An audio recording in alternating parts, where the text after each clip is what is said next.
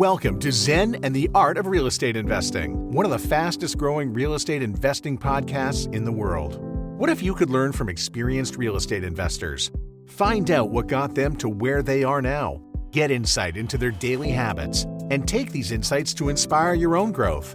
Each episode, Jonathan Greene shares an in-depth look at the mindful approach to real estate investing. Jonathan is a lifelong real estate investor and the founder of Streamline, a data-driven, investor-friendly, independent real estate brokerage located in Madison, New Jersey. Whether you're looking to start from scratch, get to the next level, or just for a straightforward and honest approach to real estate investing, this is the free mentorship program you can take with you anywhere. Now, here's Jonathan. Thanks for showing up for another episode of Zen and the Art of Real Estate Investing. And it's a milestone show, episode 350. And it's a solo show, The Mindful Approach to Landlording, which is a subset of the overall theme of this podcast, the mindful approach to real estate investing. I'm going to talk to you about my experience, both as a landlord and as someone who works with tons of landlords as a real estate investor and agent. And this is a show that's going to help you become a better landlord and treat everyone in there with respect, because that is what is best for your property. Let's go. This is episode 350 of Zen and the Art of Real Estate Investing. And we are going solo show, the mindful approach to landlording. I'm not going to keep talking about the solo shows. This is just the way it is now. We're going to be doing a lot.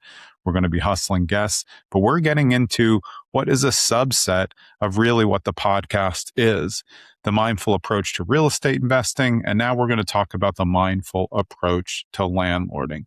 Now, last episode, you got those 10 tips from my dad. Before that, you got the 10 best books on real estate investing that I've read, in my opinion. Now you're going to get a mindful approach on how to be a landlord. And these are things that I think can really help you along the way. Most real estate investors at some point become a landlord. Sometimes in the beginning, most of the times in the beginning. If you're a house hacker, you're still a landlord. There's so many things that come up that you need to be aware of in terms of landlording. And we just did a house hacking show as well. So that's part of it as well. So the mindful approach to landlording is something, again, I've learned some of these things from my dad. I learned a lot from myself because I was helping being a landlord as a teenager. I was collecting rent, figuring out how to get the rents up to date. So I had a lot of tenant contact in both commercial and residential properties that my dad owned.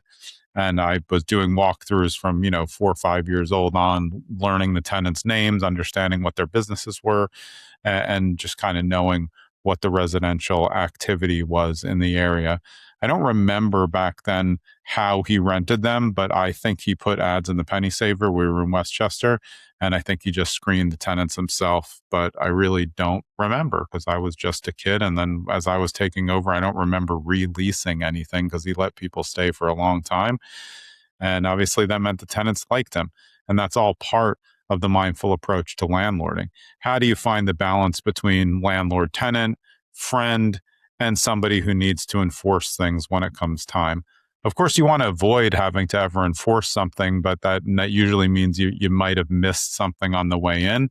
So choosing tenants is going to be a big, very important step. It's probably the step where I think people make the most mistakes as a landlord.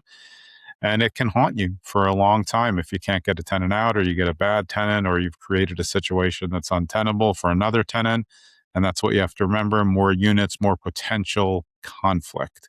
So single family homes, which is what I was mostly the landlord of growing up, a little bit easier.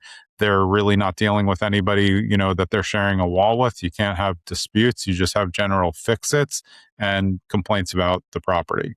And you have to remember what you're responsible for as a landlord. That's going to be exterior. We're going to get to that.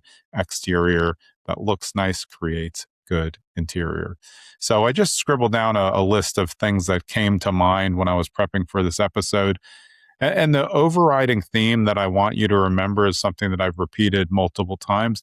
Tenants are the caretakers of your investment property.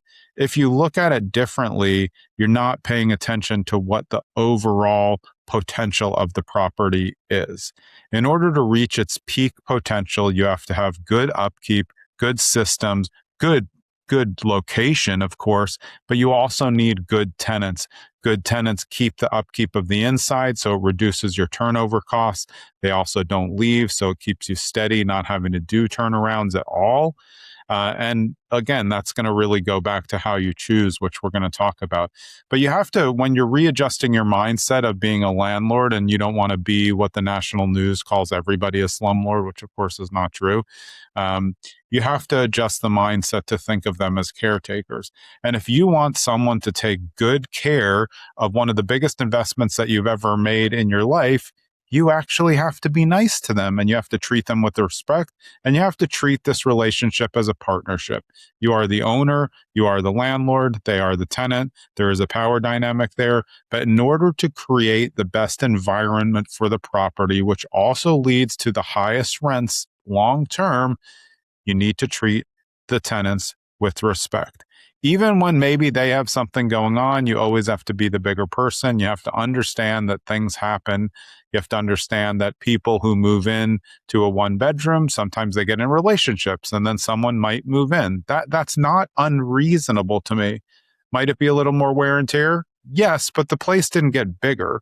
So it's not like there was an open bedroom and then they brought in a roommate. So these things happen. Of course, you're probably going to address that in your lease. But I want you to think of every tenant as a caretaker of your property, and think of it like an innkeeper or like the person who lives in the lighthouse.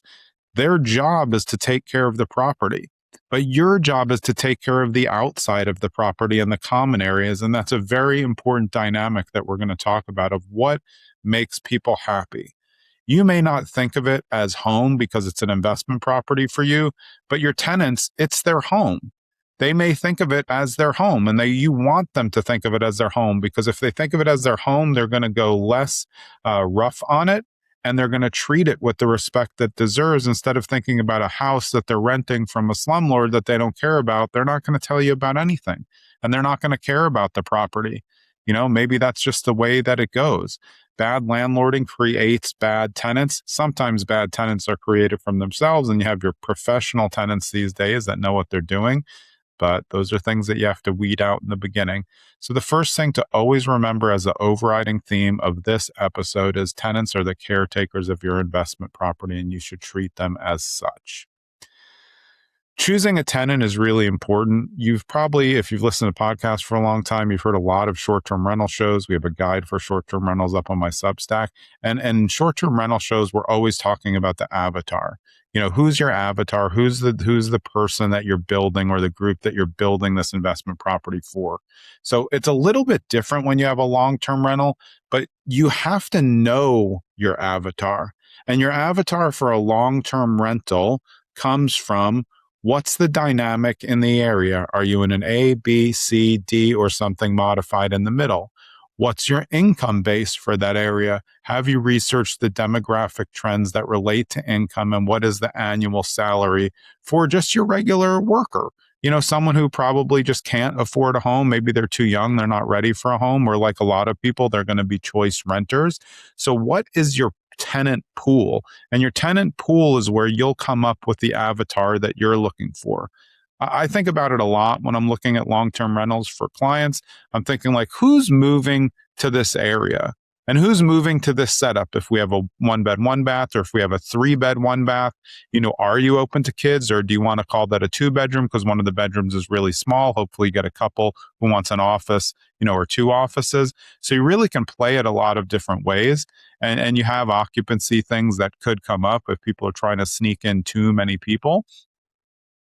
But you have to go through and understand the neighborhood that you've bought in, and understand what the tenant pool is going to look like. So you know that when you start, and I don't mean look like in person, I mean like overall, like what does that tenant package look like when they submit an application? You want to see and know in advance what you're getting. You're not going to know generally what credit scores. In a lot of areas, you can have wide variegated credit scores, from 550 to 785. But you're generally looking for I mean, I would love 700, but that's kind of crazy. You're really looking for 600 and up.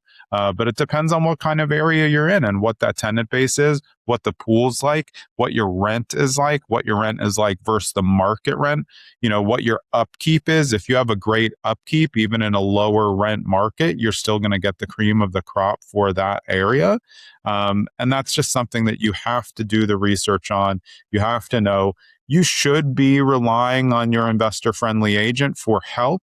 But again, in the end, it's not going to be their fault. You're always the one who chooses the tenant, unless you've hired out property management and you've given them the authority to choose a tenant. That's not what I would do. But you can do you.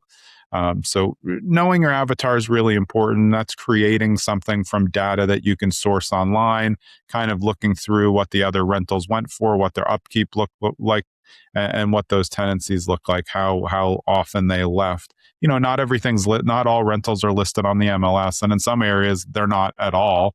So you may not have the exact data, but you can use something like Rentometer, which I use. It gives you a quick overview on what the rents are going to look like in that area. So yeah, Rentometer, if you're listing, well, let's hook it up. Let's get a code here. But I really do. I use Rentometer a few times a week, just kind of plugging stuff in to see what those are going to look like. So you want to do your due diligence on the tenant. That means for me personally, I use RentSpree for my clients. It's just an easy platform that I go through. Don't have a relationship with them either. So what's up, RentSpree?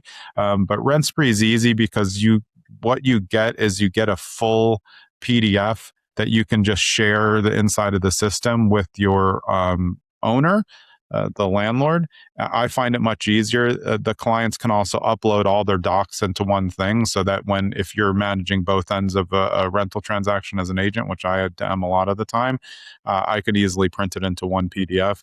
I hate when I get a rental application and it has like 42 attachments of all the bank accounts and they send me, 16 pages when I just want the cover page. And I really don't care how many times they went to Aldi that month. It doesn't make any difference to me.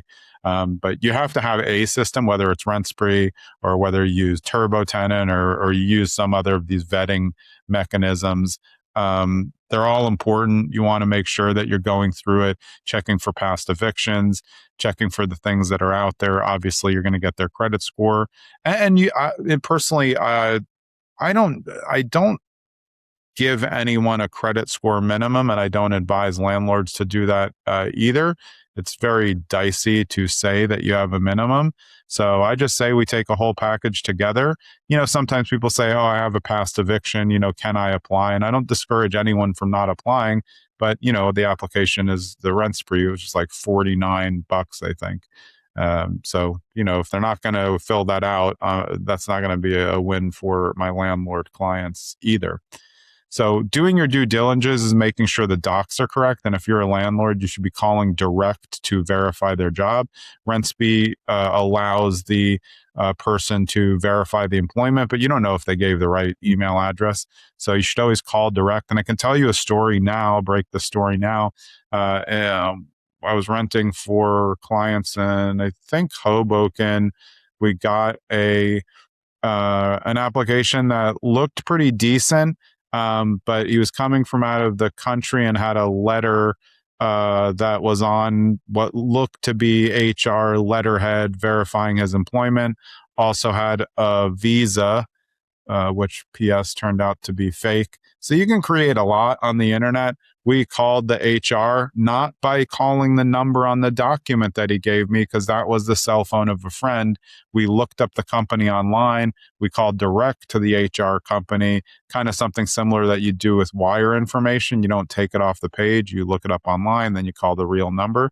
And they had never heard of the person. So we flagged that. I think we actually sent that to the police. Don't know what happened, but you have to do more due diligence than just trusting every system, because again, you're putting a caretaker of your investment property in there. You want to make sure that you touch all the bases, and doing that employment verification check is very, very important, because if they don't have a job, you're not getting paid. So you want to make sure that job is real. Sometimes you can go on the website and then you see them on the website and you're like, oh, okay, I'd still call to verify. They could have got fired. Obviously, you'll also get the pay stubs. Pay stubs are big, but again, you still want to trust and verify everything because people can create anything on the internet with AI now. You could literally say, create an entire package of rental docs for me, and it would probably be done by one of these AI bots in a few seconds. Hey, it's Jonathan. I hope you're enjoying this micro episode about the mindful approach to landlording. And as we're at episode 350, I just want to say thanks for listening. Whether you're new or an old school OG original listener, I appreciate it. I never imagined that I'd get to episode 350. I know not many podcasters do, but I'm excited that I made it, and I'm excited about where the podcast is going. We've done a lot of solo shows recently, but we got a lot of cool stuff coming, and I'm really appreciative that you're here. Let's get back to the show. So if you listen to the advice from my dad's show, which came out the day that I'm recording this, but I think the episode before this was a house hacking show. Let everyone have their story, meaning, tenants, if they're struggling on a payment, if someone lost a job, what are you supposed to say to that? This came up a lot when I was younger. Someone will lose a job. Younger me was like, oh, well, who cares? Just kick them out. That's not reasonable. You got to give them a chance to try to get another job. If a lot of people get downsized these days. You have to be open to it. Hopefully they're working hard to do it. If, you find out they're just sitting around and doing nothing, sure, that's something else to consider. But I allow them to tell their story, whether I believe it or not is another thing. That's another trust and verify, about jobs and employment and the money coming in. So that's something to think about. And just on a side note, something that I mentioned before, I don't like when landlords are complaining in forums about people getting into relationship and now the person's staying over there. Single people get into relationships. This is what happened. And then they spend more time together. Someone's over there more. They sleep over more. Sometimes it's helpful to have somebody else there. A second party can fix things. There's more eyes on the unit. So I wouldn't always think of the negative on that. Of course, if it's a bad partner and it's creating hostile environment or other problems and complaints, sure, that's another story. But I don't punish people for getting into a relationship. Probably, hopefully, will make them happier and less lonely. And we're having a loneliness epidemic, and it doesn't really put that much more wear and tear on there. You got to check the parking, make sure that's all worked out. If they're there for a long time, obviously you're going to want to get them on the lease. It's really up to how much you're there and whether they know it's okay for them to disclose that, so you can have the discussion at that time. I talked about curb appeal before. In my opinion, a lot of landlords just don't think it's important. They don't make the exterior look nice. Maybe they don't get the house power washed as much if you're talking about a multifamily or an apartment building. So the exterior I've seen of a lot of rental units look shabby. And then when you go inside, sometimes there's going to be more broken stuff. You have to think of it from the tenant's point of view. If the landlord won't plant anything outside, doesn't fix the doorbell, which is falling off, has a cracked window, has dirt all over the outside, doesn't clean the gutters, allows moss to accrue on the roof, why are they going to call you when they have they had a little fire? They're probably not. And things are going to get worse and worse. If you have a little water issue, then that trickle, you're like, well, they didn't respond on time last time, so I'm not going to call them. Now you have a mold issue. So when you pay attention to the exterior and you make them know that this is a property that you care about and you care about them coming home and feeling good and the exterior looking good, that creates a better landlord-tenant relationship because you're invested in your investment property looking good, which makes them feel good. So every time when they come home, they don't start feeling down, they feel up. Wow. Landlord's paying attention to things. I feel great. I'm going to make sure that I'm keeping it clean in there. Or I'm going to let them know when we have, the ants show up in the summer. These are things about how you're building a relationship with the tenant. You obviously don't have to be best friends, but the way you build a trust relationship is by responding quickly to the things that they ask, even if they're crazy, which does happen. And you make sure that you are doing the upkeep on the building. Obviously, snow removal, if you're in a snow area, is super important to make sure for safety and obviously insurance. You got to clear that within 24 hours of the last snowfall, hopefully earlier than that. Landscaping, you want landscaping to be done. It's nice to put in some planting. It's nice to allow them some backyard space if they have it. You got to make sure that that is cleaned and mowed as well. So also there's common area upkeep. Sometimes in a 2-family or an apartment building, just like a small one where there's no amenities and you have like a mailbox area, or there's a common area in a 2-family where both people walk in and there's a door downstairs and a door upstairs. That's your responsibility as a landlord. You have to keep that clean. You have to make it nice. You could create a spot for packages. You could create a spot where they could put stuff if they need to. And for shared information between the two parties, you should have a little bulletin board or some system in there that they can see something which has the house rules, which I do think you should have house rules available, which are not overreaching, but just kind of guides for when everything should be done, which I'm going to get to next. So common area and exterior upkeep, I believe, are very, very important for building trust with your tenant and making them appreciate the interior as much as you appreciate the exterior. I briefly just talked about a set of house rules. I wouldn't go crazy on that, but I do think it's important to have house rules. And the things that I'm most concerned about are, number one, parking. If you have parking, I think the most important thing is to mark them so everybody knows where they're going to park. Obviously, if you have a single wide driveway, you're going to have to help them coordinate who gets out by checking their work schedules to try to help them ease the tension from if someone's in front of someone. If you have a slot out set of spaces, you should be painting those on there, unit 1, unit 1, unit 2, unit 2, so everybody knows where to park and there's no disputes when guests come over. If nothing's marked, there's really nothing to dispute. You really want to make it as easy for them. When you make it easy for the tenants to have no wonder of what to do, you make it less likely you're going to get a call and you're less likely you're going to get a dispute between those tenants. So that's parking. Laundry is another thing I advocate. If you have a 2-family or if you have less laundry per unit, like say you have a 2-family, 1 laundry set, or you have a 4-family, you only have 2 laundry set. If you have less, you need to create days for your tenants. You just tell them Monday, Wednesday, Friday, and then Tuesday, Thursday, Saturday, and then Sunday is an off day, or a free-for-all if you want. But again, if you have set laundry days for each unit, it reduces the tenant the potential issues between them. Could someone get a stain and need to use the laundry? Yeah, I mean, they could probably wash it in the sink until the next day. If you have them operating every other day, barring something, they should be able to plan for that. So I like having rules for laundry, rules for parking. You want to make those things easy. Personally, I think throwing Wi-Fi in is pretty easy because then you have less people coming and deciding, oh, they want to put a dish, they want to get Wi-Fi through a dish. You just have the Verizon there. You throw it in, you can add it onto the rent. I find it to be easier. They can both create their own networks off of that if they want. I just think it's something easy to do. And the house rules applies to backyards as well. So if you have access for multiple parties to the backyard, you have to kind of do your best to set up. You can't really set up a schedule like that, but I would send them a holiday schedule. Like if you're having 4th of July, you want to give them both the opportunity to use the yard if you can, slot them at different times. You do need to assist them. You can't assume that all tenants are going to handle this on their own. And when they don't agree, you're going to get the call or the police are going to get a call when they really don't agree. So making sure that you're there to kind of be a buffer to just make things easier for these type of things.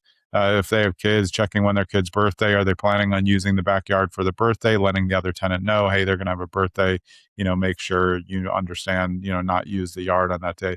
You hope that they can handle that stuff themselves. But again, I think you're going to save yourself time and money over the long term and better relationships by just being a little bit helpful in that, understanding the backyard. When you can split the backyard in a 2-family, I always advocate putting a small fence up just so people each know they have their own space, no matter how small it is, so they can work within that space and the other people understand which space is theirs.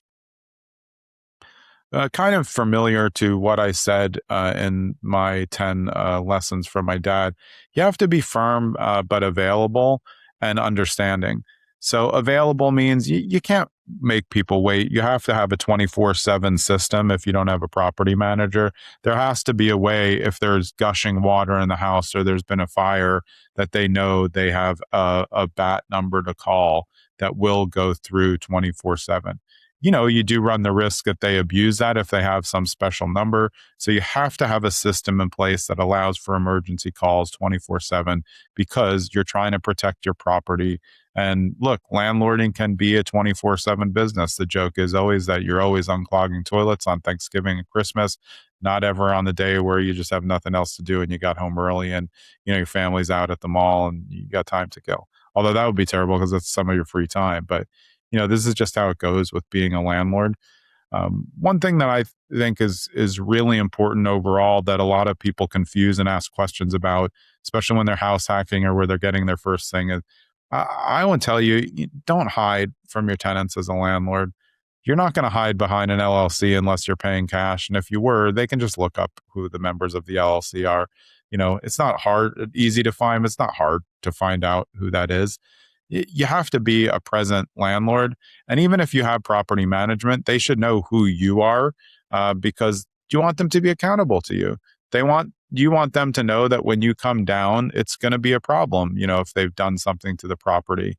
These are things that you have to enforce. Again, it goes to being firm but available and understanding. But you can't hide from your tenants. You don't want to hide behind corporations or hide behind, I don't want them to know that I'm living next door if you're house hacking. You're the landlord. You just have that. You can't get away from it. If you don't want to be known as the landlord, you probably shouldn't get into the business. Because even if you hire property management, like I said, they know that they're just a conduit to you. And if you're just some mysterious person in the wind, from 123 Main Street, that does not develop a genuine relationship. It really doesn't. So these are things that you have to think about when you're going through all of landlording. I think that the mindful approach just involves being like a person, treating people with respect, understanding that they have their own things, especially on the rental process. When I put up my clients' rental listings, which is a lot of them, that represent a lot of landlords, we treat all incoming rental applications with the same respect, as I said before. No matter what they say the credit of 300. I say that's definitely going to be tough, but we look at all of the applications as a whole. So I can't tell you who's going to get accepted or not, but if you put in an application, they will all go to the landlord. We will review them together and we will let you know. And I train my landlords to not jump at the first offer. Sometimes it is a good offer, someone who really needs a place and they're well qualified. Yeah, you're going to snap that up. But some people see a very so-so application right away and they're like, oh, cool, I'll only, lose a few days. That's if you're not like, yeah, this is going to be a great tenant, don't take it. I've had clients wait 30, 60, 90 days. Occasionally, like randomly, one will just sit for 120 days for no reason, but they end up with a better tenant and then it's a solid tenancy. Can it get a little dicey in there when you're paying, you're not getting that income? Yeah, but that's part of being a landlord. The second that you make a decision based on immediacy for a tenant, you're going to make a mistake.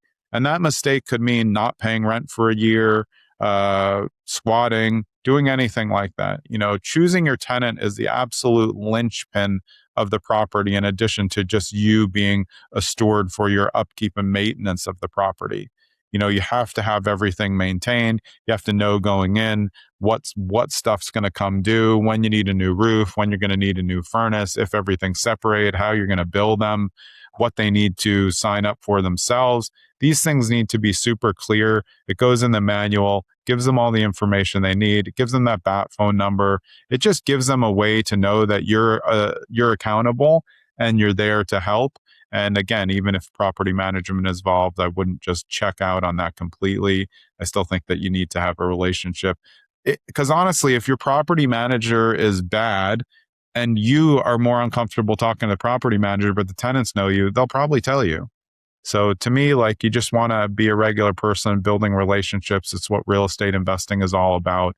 And if you're scared of talking to tenants, you should not be a landlord. And you shouldn't rely on your property manager to be your proxy in that way if you can't have uncomfortable conversations, because you won't know what your property manager is doing. They may not treat the tenants the way that you would treat the tenants. So if you go back to the episode, actually it was the episode right before this was with Jen Rulin's episode number 2, and that's how to hire and fire your property manager. So when you look at shows like that, that's going to give you other tips when you're hiring out for management. And that was episode 349, one before this. I know I said a lot of shows right before this, but they were all within the last 4. So I hope you understand that the podcast is really morphing. We're really trying to find this mindful end of real estate investing, but still talk to investors who all have a background and their own properties. And it's still, in my opinion, the show is built for everybody. You know, it could be long-term investors. For me, sometimes someone who's been in the game like myself for so long, I get a lot out of listening to kind of what would be considered more of a newbie show, because I never know when I'm going to want to get back into something besides regular landlording. Just not for me. I'm not generally not good at it. I was actually better at it when I was a kid than I would be now. My patience level is just low.